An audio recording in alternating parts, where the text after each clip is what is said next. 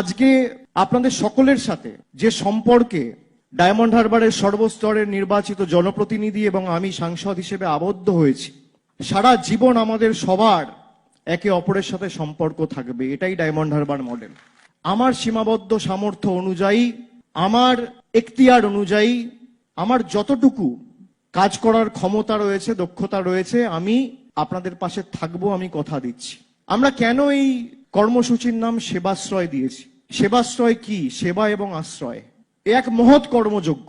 দেখে হয়তো মনে হচ্ছে খুব সোজা। একটা বিধানসভায় গড়ে দেখতে গেলে 40টা করে ক্যাম্প, এবং 10 দিন ধরে সেই ক্যাম্প চলবে।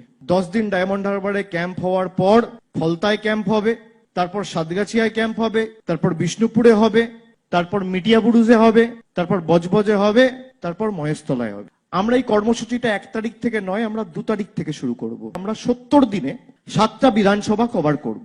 কভার করার পরে 70 দিন পেরিয়ে যাওয়ার পরে শেষ যে 5টা দিন আমি আপনাদের কাছে অনুরোধ করব, সেই 5টা দিন যে 280টা ক্যাম্পে আমরা সেই শিবিরগুলো অনুষ্ঠিত করেছি, সেই 280টা শিবিরে সাইমালটেনিয়াসলি 5 দিন আমরা টানা শিবির করব।